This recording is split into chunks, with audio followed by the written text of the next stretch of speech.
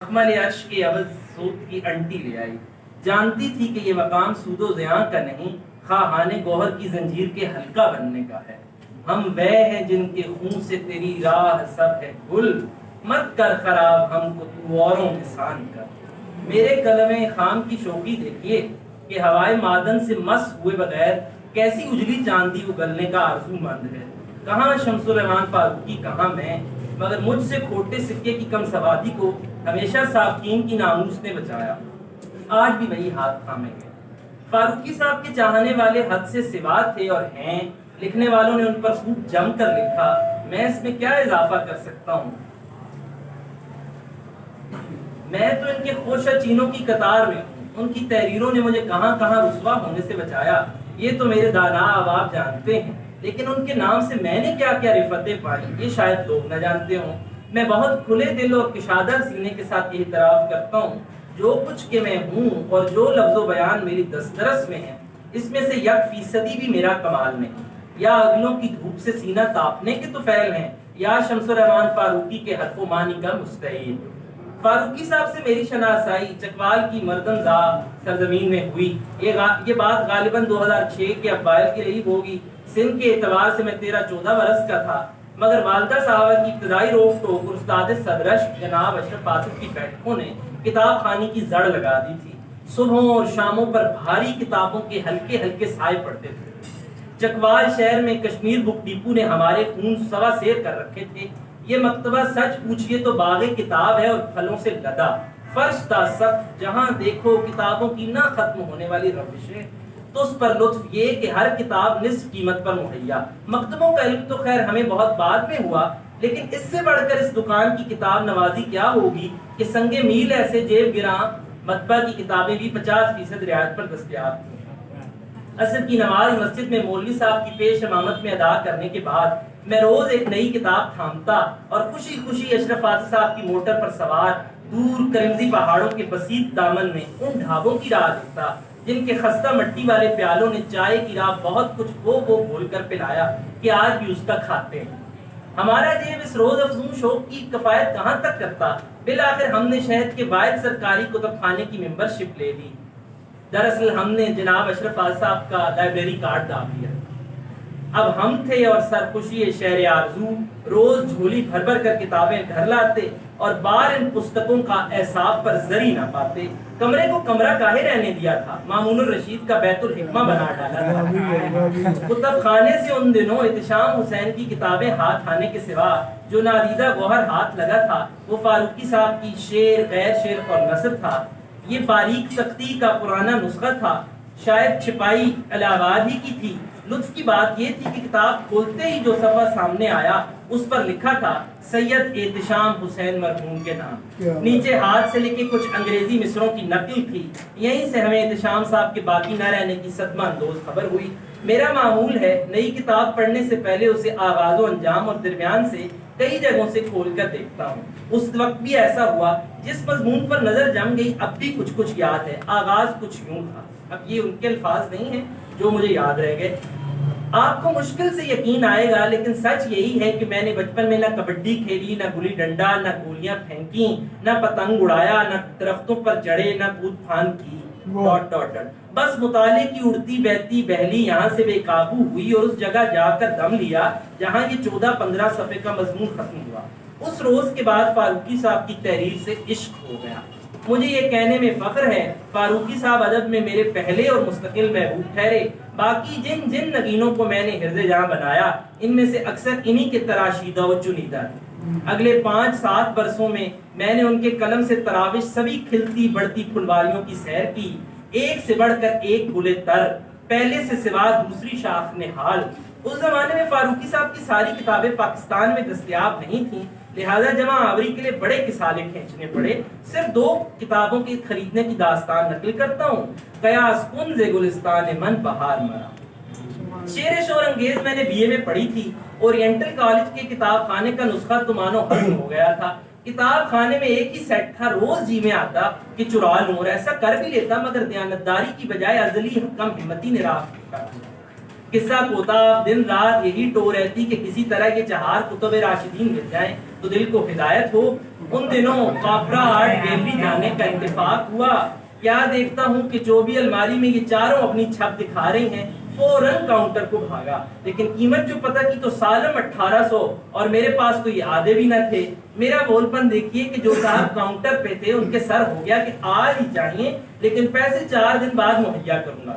وہ میری سرگشتگی دیکھتے رہے، دامن نہ دارم جامع از کجا آرم، میں نے جھٹ سے اپنا بستہ ان کو دے دیا۔ بستے میں 5 کتابیں تھیں، 4 کے بدلے 5، گویا 1 درجہ اوپر کی ضمانت تھی۔ باور کرایا 4 دن بعد رقم آ کر دے جاؤں گا اور بستہ لے جاؤں گا۔ ان کے دل میں رحم کا چھینٹا پڑ گیا، کہا لے جاؤ اور پیسے لے آنا۔ یقین مانیے آنکھ کے کنارے پھٹ گئے، یوں لگ رہا تھا کل اثاثہ یہی ہے۔ چوتھے کی بجائے تیسرے روز ان کو پیسے جات کمائے۔ وہ دن اور آج کا دن ان سے صاف سلامت چلے۔ دوسری کتاب جس کی یافت کو خاصے باپڑ بیلنے پڑے، سہاری شاہی اور صاحب کرانی تھی۔ اس کتاب کی اس وقت 4 جلدیں تھیں، ہندوستانی ایڈیشن میں اب غالباً 1 جلد کا اضافہ ہو چکا ہے۔ میں اس وقت بھی اور اب بھی اس کتاب کو فاروقی صاحب کی دوسری اہم ترین تنقیدی کتاب جانتا ہوں۔ پہلی بلا شبہ شیر شورنگیز ہے۔ میں اس کتاب کو نہ صرف پڑھ چکا تھا بلکہ کالج میں جماعتی پیشکش کے نام پر 1 گھنٹہ دیگر طلباء پر روب بھی جھاڑ چکا تھا۔ یہ کتاب صفدر رشید کے پاس تھی، اس زمانے میں میری ان سے شناسائی نہ تھی۔ کتاب خریدنے کے معاملے میں فیس بک پر ان سے رابطہ ہوا، بعد میں علم ہوا وہ راولپنڈی میں پورب اکادمی نامی مکتبہ چلاتے ہیں۔ ان دنوں شمس الرحمان فاروقی پر اپنا پی ایچ ڈی کا مقالہ لکھ چکے تھے اور اس کا کتابی صورت میں مجلس ترقی ادب سے چھپنا متوقع تھا، اب چھپ چکا ہے۔ خیر ملاقات کا دن طے پایا، کتاب کی خریداری الگ۔ میں اس واسطے بھی پرجوش تھا کہ یا خدا کیسا آدمی ہوگا کہ جو فاروقی کے علم کو اپنے دام میں لاتا ہے، وہی یزداں بکمن داور اے ہمت فرزانہ۔ ملاقات علامہ اقبال اوپن یونیورسٹی کے چائے خانے میں ہوئی، تادیر فاروقی صاحب پر گفتگو ہوئی، میری زبان حسب معمول نکراز بنی رہی۔ مخاطب اشتیاق کے اظہار کے ساتھ سر کو برابر ہلائے جاتے تھے، مجھ پر چھایا رو دھونا ہو گیا۔ حیرت اس وقت ہوئی جب انہوں نے اپنی دستکی جزدان سے نکالی اور میری باتیں لکھنے کو پر تولنے لگے۔ پوچھنے پر بتایا اگرچہ میری کتاب چھپنے کو چلی گئی ہے لیکن آپ کے نقطوں کا دیباچے میں اندراج بہت اہم ہوگا۔ ادھر میری حالت یہ کہ کاٹو تو لہو نہیں، وہ ولی اندر غبار ناک کا گم۔ یا الہی، جن صفات کو میں فاروقی کی تنقید کی سرسوتی جانتا ہوں اس مہان سے جاننے کو کاہے رہ گئی ہیں؟ وہ بھی اس صورت میں کہ درجنوں کتابیں ان کی پڑھ چکا ہے بلکہ ان پر حکم بھی لگا چکا ہے۔ بہر صورت موصوف کی کتاب چھپ کے آئی، دیانتداری کی داد لازم ہے، انہوں نے نقطوں کا اضافہ کر دیا۔ للہ الحمد، میرا نام سرخرو نام۔ رخصت کی گھڑی انہوں نے یہ بھی کہا دل تو نہیں چاہتا کہ آپ سے کہ کتاب کی قیمت وصول کی جائے، مگر چونکہ میں نے یہ کتاب ہندوستان سے اپنے ذاتی مطالعے کے لیے منگوائی تھی اس لیے تقاضا کر رہا ہوں۔ معلوم ہوا کہ اب اس کارے دشوار سے سبکدوشی ہو چکی۔ دمِ تحریر یہ جلدیں میں نے برکت کے لیے سامنے رکھنی ہیں۔ اب یہ اور دیگر کئی کتابیں خود فاروقی صاحب کے منحنی قدر شکستہ مگر آرٹ سے بھرے پورے خط میں میرے نام دانائی کی دعاؤں کے ہمراہ دستخط شدہ ہے۔ تاریخ درج ہے 19 نومبر 2015، لمز لاہور۔ یہ دن بھی کیا دن تھا، میری کیا بساط تھی، مگر گو نہ سمجھوں اس کی باتیں، گو نہ پاؤں اس کا بھید، پر یہ کیا کم ہے کہ مجھ سے وہ پری پہ کر کھلا۔ تعصف اس کا کہ پھر روبروئی کا موقع نہ پایا، مسرت اس کی کہ یہ فخر بھی ہماری پیڑھی کے کتنے لوگوں کو ملا۔ فاروقی صاحب کچھ دنوں کے لیے لاہور آئے تھے، جائے قیام لمز تھا، وہاں 2 نہایت عمدہ لیکچرز متعین تھے۔ لمز میں جو طویل اور خلوت کی ملاقات ان کے شبستان سرور میں ہوئی وہ بھولنے کی شے نہیں۔ زیادہ عمر کی یہ متاع ہمارے دوست علی اکبر ناطق کی رہی تھی۔ ناطق صاحب کے باعث ہم نے کئی کندہ ناتراشوں کے بیر مول لیے اور چند اصیل ہیروں کی بھڑک سے آنکھ کا نور بڑھایا۔ خدا ان کی عمر دراز کرے اور سینہ ادب کی برکات کے واسطے یوں ہی بات رکھے۔ اس دورے میں مہر افشاں ان کے ہمراہ تھیں۔ فاروقی صاحب کی صحت مستحکم تھی مگر لائق رشک نہ تھی۔ یہی وجہ ہے کہ بھیڑ باڑ میں مہر افشاں قدم قدم پر ان کی دستگیری کرتی تھیں۔ غالب کے متروک کلام کی انگریزی شرح کی مناسبت سے مہر افشاں کا سیشن بھی تھا۔ بہر صورت فاروقی صاحب کے سیشن سے پہلے والی شام ناطق صاحب ہمیں پہلو میں لیے اس کمرے میں جا پہنچے جہاں فاروقی صاحب ٹھہرے ہوئے تھے۔ مجھے بالکل یوں محسوس ہوا جیسے قرون وسطیٰ کے بغداد اور موصل میں الف لیلہ کے ترازوں سے سامنا ہوا جاتا ہے۔ کمرے میں داخل ہوئے کیا دیکھتا ہوں، ایک بڈھا مگر مستحکم شخص نہایت وقار سے گھماؤ کرسی پر بیٹھا ہے۔ یہ سپہر کا وقت تھا، فاروقی صاحب کو کھانا پیش کیا جا رہا تھا۔ کمرے میں ہم سے پہلے ایک آدھ ملازم اور ایوب خاور موجود تھے۔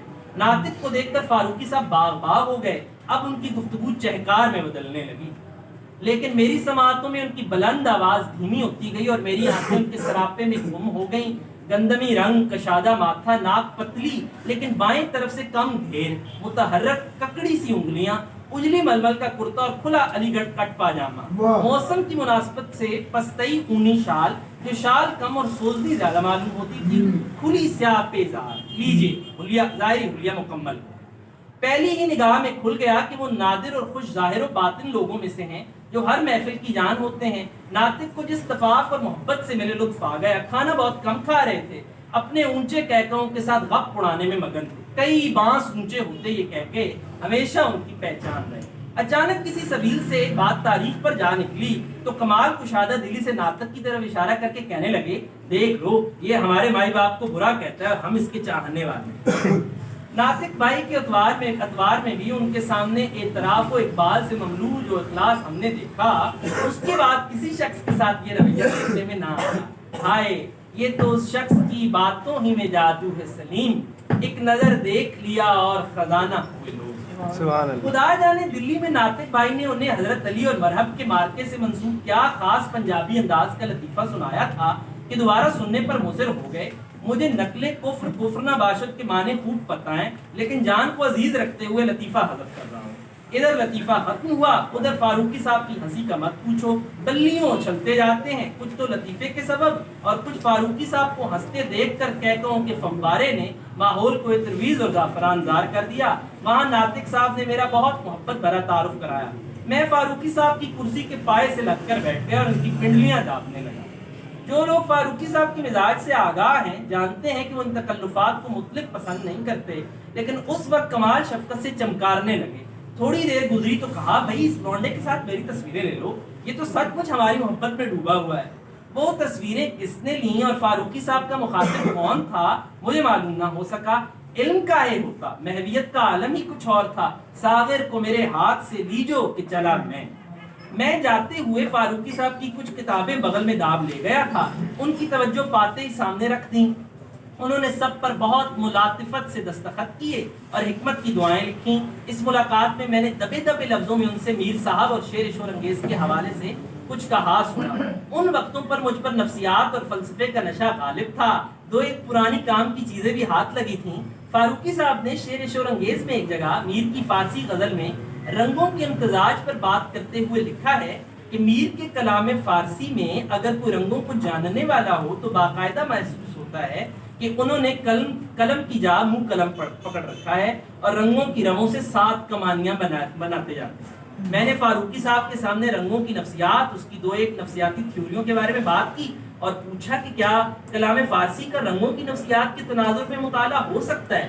پہلے تو ہنسنے لگے، پھر کہا میری باتیں خوب یاد ہیں تمہیں، ضرور مطالعہ کرو، ہمیں بھی بتانا۔ جانے ان کے ذہن میں کیا سمائی، فوراً پوچھا میر کے ایسے کچھ فارسی شعر یاد ہیں تو سناؤ۔ رب نے عزت رکھ لی، 3 شعر فوراً میرے ذہن میں تازہ ہو گئے، لکھے دیتا ہوں، شاید کسی کے لیے میمیز کا کام کر دیں۔ اب وہ شعر میں بھی بہرحال حضرت کر رہا ہوں فارسی کے۔ اب کیا تھا، فاروقی صاحب واہ واہ کہتے جاتے ہیں اور ہماری تعریف کیے جاتے ہیں۔ شناسائی کی راہ خوب نکل آئی، میں خوش تھا کہ حافظے نے آبرو بگڑنے لگی۔ یہ نشست کم از کم 3 گھنٹوں کو محیط تھی، درمیان میں دیگر مداح بھی وارد ہوتے رہے۔ اتنی گفت و شنید سے فاروقی صاحب کچھ تھک سے گئے تھے۔ میر افشاں بھی کسی قرابت دار کی طرف اندرون لاہور کو نکل گئی تھیں۔ ہم نے مناسب یہی جانا کہ اب انہیں آرام کی ضرورت ہے۔ کیا عمدہ ملاقات تھی، وقت چٹکیوں میں اڑ گیا۔ خوش ولے دولت مستاجر ہوئی۔ اگلے دن چھٹپٹے سے کچھ پہلے لمز میں ان کا کلاسیکی ادب پر لیکچر تھا۔ اسٹیٹ سیکرٹری کا منصب ڈاکٹر ضیاء الحسن صاحب کو حاصل تھا۔ فاروقی صاحب اسٹیج پر بڑی لطف اندوزی سے کوئی نادیدہ گولی چبا رہے تھے۔ میں ان کے انداز سے بہت محظوظ ہو رہا تھا۔ مجھے یقین تھا یہ گولی ان کے لیے وہی کام کرے گی جو غالب پیمانہ صحبہ کو سامنے رکھ کر نکال دے۔ لیکچر سے قبل اسٹیٹ سیکرٹری نے فاروقی صاحب کے بارے میں 2-4 کلمات کہے اور حسن نیت سے فراق صاحب کا شعر پڑھا۔ آنے والی نسلیں تم پر فخر کریں گی ہم اسرو، جب بھی ان کو دھیان آئے گا تم نے فراق کو دیکھا ہے۔ اب فاروقی صاحب فراق صاحب کے کلام کو کیسا ناپسند کرتے ہیں ایک دنیا جانتی ہے۔ خدا جانے استاد محترم کو کس لمحے میں سوجا کہ فراق صاحب کا شعر پڑھا جائے. کہاں یہ کہ فاروقی صاحب کا چہرہ بشاش تھا، کہاں یہ عالم کہ اب تقدر کی ہوائیں چلنے لگیں. دو ایک جملے بگڑ کر چست بھی کیے. اول تو مجھے وہ فکر صحت سے یاد نہیں کہ میں سٹیج سے 7-8 فٹ دور تھا اور اس وقت ان کا مائک آن نہیں ہوا تھا. بالفرض یاد بھی ہوتے تو ایسا سادہ بھی نہیں ہے کہ وضاحت کریں ہم. بہرحال لیکچر بھرپور تھا. دو ایک باتیں یاد رہ گئیں جنہیں دہرانا مجھ جیسے لوگوں کے لیے افادے سے خالی نہ ہوگا. ہماری کلاسیکی شاعری کی وہ تنقید جو 20ویں صدی میں مرتب ہوئی، اس میں ایک تنقیدی اصطلاح تغزل کا بہت استعمال ہوا ہے. مجھ ایسے کم سوادوں نے ہر شاعر کے تعارف میں پڑھ بھی رکھا ہے کہ فلاں شاعر کے ہاں تغزل بہت ملتا ہے، فلاں کے ہاں کم. فاروقی صاحب کا کہنا یہ تھا کہ خود ہماری کلاسیکی شاعر تغزل کی اصطلاح ہی سے سرے سے ناواقف ہے. یہ لفظ نہ صرف نیا ہے بلکہ غلط بھی. بظاہر یہ انگریزی اصطلاح لیریکل کا جواب معلوم ہوتا ہے. ہماری کلاسیکی تنقید غزل مانتی ہی اس کو ہے جس میں تغزل ہو. تغزل کے بغیر تو غزل کا وجود ہی مشتبہ ہے. ہاں صحیح لفظ روانی، لہذا تغزل کا استعمال ہماری روایت کے منافی ہے. اس نوع کا موقف علامت کے بارے میں بھی بیان کیا گیا جس کے بارے میں بہت سوال جواب ہوئے. اس موقع پر فاروقی صاحب کسی سوال کے جواب میں میر کے شعر کا مصرع بھول گئے. شعر بھی ایسا تھا کہ شریف گھرانے کی بہو بیٹیوں کو پسینہ آنے لگے. خالص شاہد بازی کا شعر. لطف یہ کہ مجھے شعر یاد تھا لیکن بھرے مجمع کے سامنے ایسا شعر دہرانا خالی از خطر نہ تھا. خیر شوق نے اندیشے پر فتح پائی. میں نے شعر بآواز بلند پڑھ دیا. پورا شعر تھا: باہم ہوا کرے ہیں دن رات نیچے اوپر، یہ نرم شانہ لونڈے ہیں مخملے دو خوابہ. فاروقی صاحب نے مجھے غور سے دیکھا اور سٹیج سے بولے: بھائی واہ کیا عمدہ ہے. میری لکھی ہر بات مجھ سے زیادہ اس چھوٹے راٹھور کو یاد ہے. میرے لیے اس وقت بھی اور آج بھی ان کا سٹیج پر یہ کہنا اعزاز تھا. یہ زمانہ وہ تھا کہ ابھی گوگل ایپ سامنے ہوئی تھیں یا میری دسترس میں نہ تھیں کہ جھٹ سے ایک مصرع دیکھ کے دوسرا بتا دیا. ایسی محفلوں کی ایک دقت ہے کہ کچھ کم ظرف بڑی شخصیتوں پر لمبے چوڑے سوال ڈالتے ہیں اور مشتاقوں کا وقت کھاتے ہیں. اس سے انہیں دو فائدوں کی توقع ہوتی ہے: اول لوگوں پر روب طاری ہو، دوم مخاطب خود مرعوب ہو جائے اور ان دونوں باتوں سے ان صاحبان کو خود بے بہا تسکین ملے. جن لوگوں نے فاروقی صاحب کے ویڈیو لیکچر سنے ہیں وہ جانتے ہیں کہ ایسے سائلین کو ضرور جھاڑ پلاتے ہیں. اس مجلس میں بھی ایسا ایک واقعہ ہوا.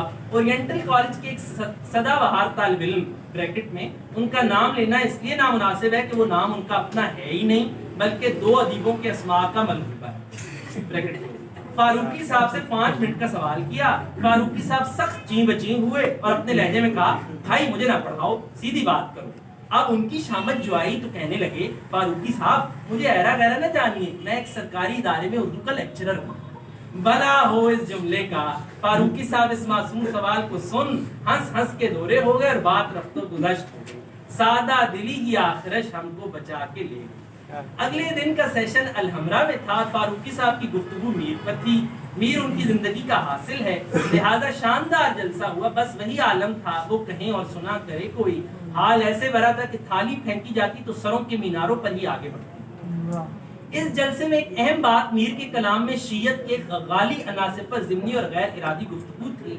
مجھے یاد ہے فاروقی صاحب ایسے راسخ العقیدہ سنی اور ایسا ان کی تحریروں سے لازمی متبادل نے کس آرزومندی سے کہا تھا: میر میرا عشق ہے لیکن اسے پڑھتے ہوئے بڑا احساس ہوتا ہے، کاش وہ یہ تبرعی شعر نہ کہتا. اس جلسے کے اختتام میں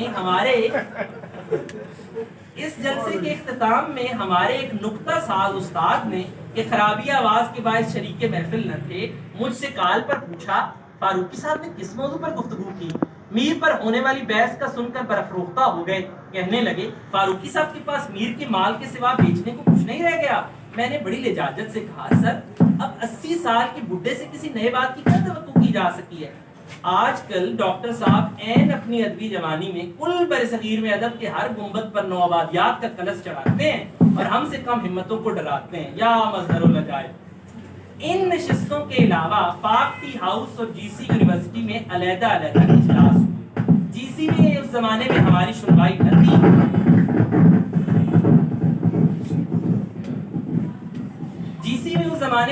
سنوائی نہ تھی. اور پاک ٹی ہاؤس والے جلسے میں وہ شور تھا کہ چھت اڑی جاتی تھی. ہر کوئی میں تصویر اتارنے کی حسرت میں تھا.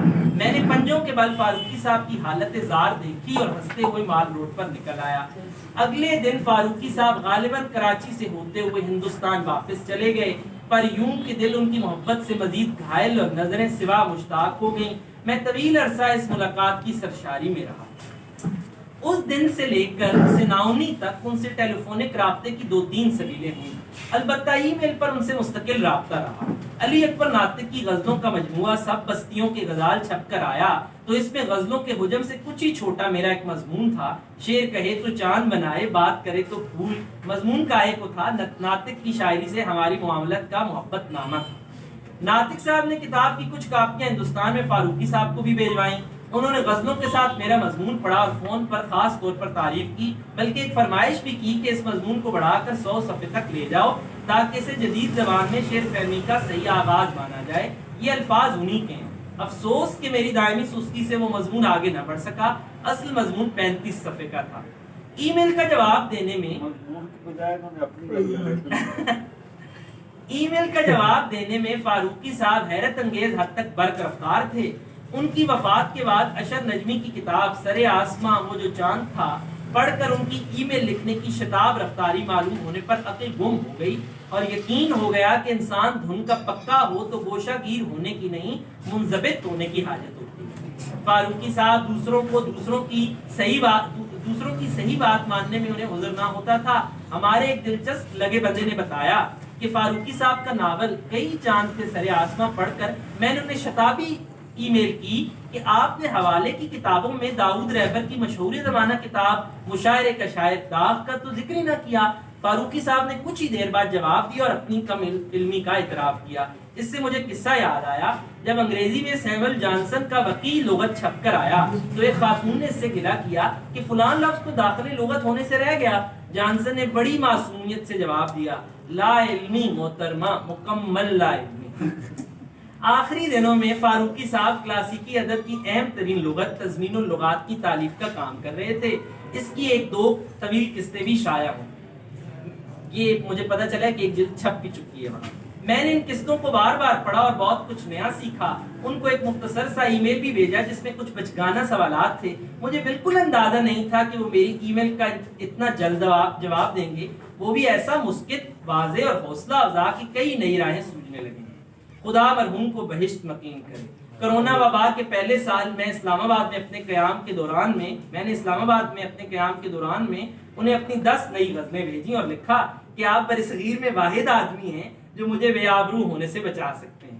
جواب میں انہوں نے جو لکھا وہ ملاحظہ ہو، بھائی تمہاری غزلوں نے مجھے حیران اور ای میل نے پریشان کر دیا ہے۔ میں نے انہیں 2-4 بار پڑھا ہے۔ مانی یابی کے لیے تمہارے پاس نئی پرانی بہت سی کارگزاریاں ہیں جو میرے نزدیک کامیابی کا بڑا جواز ہیں۔ منیر کے شعر میں جو حزنیاں اور کہیں ڈراؤنے نقشے ہیں، تمہاری غزل میں ان کا پڑاؤ ایک قدم آگے ہے، لیکن ایسے کہ بہت سی وحشت، تھوڑا سا خوف اور ڈھیر سارا اسلوب اوپر تلے جمع ہو گئے۔ میرے لیے سب سے اہم بات لفظ سے تمہاری گہری واقفیت ہے جو تمہاری نسل میں تو خیر زیادہ نہیں دیکھی۔ یقین مانیے میں اس رائے کو اتنا ہی عزیز جانتا ہوں جتنا مصفی نے میر کی طرف سے مقرر شعر پڑھنے کی فرمائش کو جانا تھا۔ اس قطعی فرق کے ساتھ فاروقی میں کہیں نہ کہیں میر کا عکس ضرور ہے، لیکن میں تو مصفی کی چھپ تک سے بھی محروم ہوں۔ کاش فاروقی صاحب زندہ ہوتے تو شاید میری غزل کی کتاب پھولوں کی آگ کو علی اکبر ناطق اور عرفان عارف خستہ سے آگے تیسرا کاری مل جاتا۔ اس کے بعد میرا ان سے رابطہ نہیں ہوا، یہاں تک کہ وہ گھڑی آ گئی جس سے مہلت فرار نہیں۔ ان کی موت کی خبر نے ادموا کر دیا۔ اس سانحے کے لیے میری زنبیل میں کوئی لفظ نہیں بجز ان للہ و انا الیہ راجعون۔ ایک بات طے ہے کہ اردو ادب میں کوئی دوسرا فاروقی پیدا نہیں ہوگا۔ اگر ہماری نسل نے صرف ان کی تحریریں پڑھ کر ادب کو جینے کا سلیقہ ہی سیکھ لیا تو سمجھیے بہت غنیمت ہے۔ ہم خانہ بے دل، ہم سایہ انور۔